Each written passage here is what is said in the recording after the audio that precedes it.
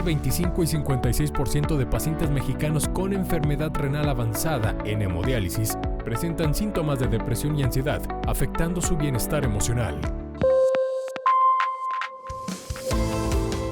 Ya que estamos de regreso en su programa Torre Médica, Rosy, creo que el hablar de fenómenos donde el paciente cree que interrumpir tratamientos médicos como el no dializarse, el suspender medicamentos y empezar a causarse agresión física, de alguna manera, al interrumpir tratamientos, busca afectarse a sí mismo o pretende algo más. ¿Cómo hacer este diferenciador, Rosy? Aquí sí va a ser súper importante, previamente lo habíamos comentado, en esas situaciones de si hay un trastorno, ya entran a un episodio depresivo, no caer en estas acciones más que nada autolesivas con los pacientes renales, porque los pacientes renales dejan de tomar en ocasiones el medicamento, no acuden a la atención médica y eso ya se considera una situación autolesiva.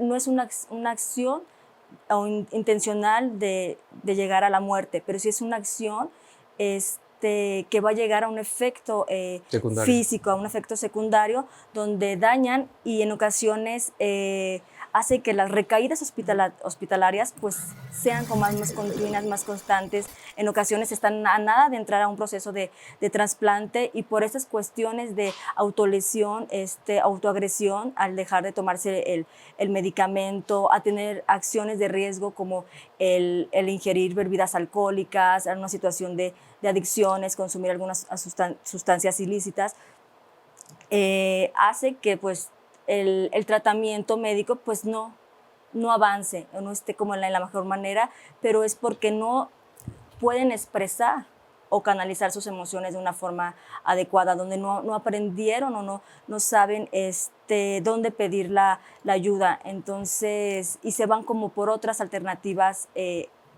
pues, no favorables y dañan su integridad. Y cuando un paciente pues, ya llega a necesitar una terapia de sustitución renal, llámese diálisis o hemodiálisis, ¿cuáles serían esos principales factores estresantes a los que se llega a enfrentar? El principal factor estresante en que se lleva a enfrentar el paciente renal es la decisión de qué tratamiento sustitutivo va a elegir. Una diálisis, una hemodiálisis, el cambio de alimentación que es totalmente a veces muy súbito, la restricción de líquidos, la cuestión de la pérdida en ocasiones de trabajo, la dependencia tanto física o a veces económica, son factores estresantes que el paciente renal no sabe cómo dirigirle estas emociones y afectan su estado emocional y pues en ocasiones pues también esta cuestión de integrarse a la enfermedad. Fíjate, un fenómeno con el que de repente tenemos que remar, ¿sí? Que las emociones que el paciente a veces vive, porque como cuando llega este diagnóstico de donde el paciente ya tiene que ser integrado a un plan de tratamiento de terapia de sustitución que la gente conoce como diálisis o hemodiálisis, la diálisis peritoneal, que es un procedimiento que habitualmente somos uno de los países que más la practica a nivel mundial, que no permite individualizar tanto el esquema y que a veces el paciente no puede tener una funcionalidad porque depende a veces de hacerse periódicamente esto que le llamamos recambios médicamente, pero que a veces implica en la casa habitación hacer adaptaciones, adecuaciones, y al paciente no le permite ser totalmente funcional por lo que esto implica. Y te lo hablo para parejas que de repente, por el hecho de tener un catéter en el cuerpo, ya no se sienten físicamente, sienten que pueden afectar o pueden infectar el catéter si quieren tener una vida de pareja, si se tienen que bañar, ya no se lo hacen de la misma manera. Todos estos aspectos en la red de apoyo, a veces por la desinformación de parte de los médicos, no le damos la posibilidad. Digo, la verdad, aplaudo mucho el tenerte como parte de la familia del Centro del Riñón y de Torre Médica, porque creo que esto le da mucho la pauta, porque tienes ese nivel de entendimiento y sobre todo empatía por el paciente, porque si sabe que tiene que tomarse un medicamento inmunosupresor y que sabes que el efecto de una medicina como el tacrolimus, el sirolimus, el everolimus, ciclosporina, requiere un horario óptimo para que el efecto del medicamento sea el tiempo que corresponde para evitar una situación de rechazo. Todo este tipo de acciones, Rosy, dan la pauta, pero ¿cómo creamos una verdadera red de apoyo? Porque a veces no logramos más que el paciente acuda. Difícilmente logramos que una pareja, un padre, una madre, un hermano se integren en una terapia. ¿Cómo poder hacer de una dinámica para que esta situación emocional integre a la familia? La red emocional, la red de apoyo es indispensable, pero también le tenemos que dar herramientas emocionales al paciente para que él acepte y enfrente su enfermedad. Entre más conocimiento tenga el paciente de su salud, del tratamiento médico, de su salud emocional, de su salud física, se puede llegar a estos procesos como de invitarlos a la consulta de una manera más integral. ¿Cómo invitar al familiar? Creo que también en ocasiones el familiar pasa por un proceso de miedo, de preocupación constante, de desconocimiento, de miedo a perder también a su ser querido.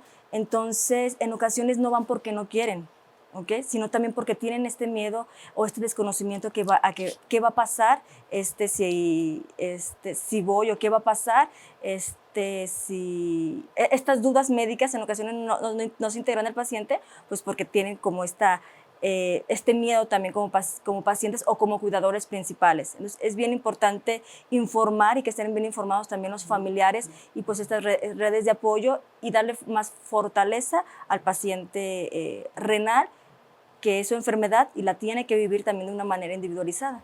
Coincides conmigo, fíjate, hay un factor muy importante que yo veo cuando el paciente se le da un diagnóstico y de repente, te lo explicaba hace un momento, se desaparecen ciertos miembros de la familia que empezamos a ver de manera frecuente. Yo de repente no sé que existió un hijo, no sé que existió un hermano, a veces hasta que se da la oportunidad de un trasplante. Okay. Obviamente sé que hasta por el fenómeno de pandemia, el número de integrantes que pasaban a una consulta pues varió. Tuvo que variar por cuestiones de seguridad y otros aspectos. Pero voy a hablar de una parte importante en la que yo creo que en la psicología del enfermo renal se tiene que tomar en consideración. Cuando tú logras integrar a más miembros de la familia, les haces entender que un donador, digo, en mi experiencia profesional, nunca he tenido que idealizar ni trasplantar a un donador. Por lo tanto, entiendo que es muy raro que alguien llegue en una condición de insuficiencia renal porque fue donador.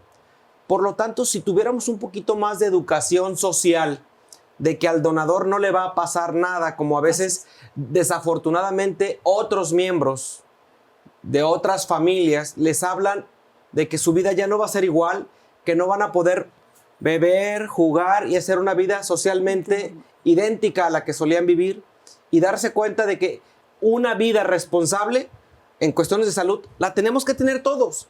Pero si tuviéramos un trabajo psicológico a fondo, con alguien que se empape en la psicología renal y del enfermo y de la familia, que se empieza a desorganizar, porque un enfermo renal enferma al resto de la familia si no sabemos armonizar ¿sí? ese estado emocional. ¿Cómo podríamos concatenar, cómo podríamos reorganizar esta familia si pudiéramos establecer un esquema de terapia familiar constante en el que por lo menos, si no mensual, por lo menos cada cierto tiempo logremos hacer ver que hay algo más de información que podríamos aportarle? Ser empáticos al comer en casa. Así es. ¿Sí? Porque seguramente yo sé que si yo me siento cada semana a llevar comida chatarra a la casa, mi hermano enfermo va a querer comer. Así es.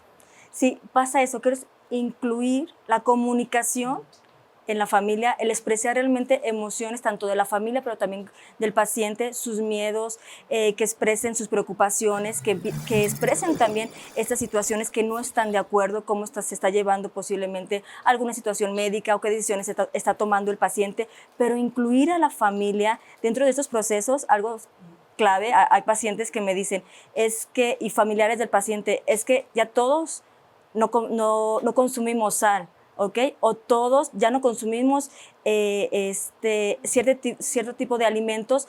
Modifica sus hábitos de salud, de sueño, de alimentación, de rutinas, no solamente el paciente, que la familia también incluya o modifique sus hábitos. Eso hace que el vínculo familiar se genere más, que el vínculo y el acompañamiento dentro de la familia crezca. Entonces, incluir también a la familia, en ocasiones hasta ir de compras, qué es lo que sí y lo que no podemos comer, el acompañar, y que no solamente tu cuidador principal, ya sea el hermano, el tío, el primo, el amigo, te acompaña a un proceso de hemodiálisis o te acompaña a un proceso médico, a una cita médica. Eso va a ser importantísimo para que el paciente se sienta acompañado, pero que también la familia sienta que pueden hacer algo por su paciente. Es un aspecto muy importante. Vamos a hacer un corte comercial para seguir platicando más a detalle sobre lo que la salud emocional en el paciente con enfermedad renal y trasplantado tendríamos que experimentar. Continuamos, doctora Verónica.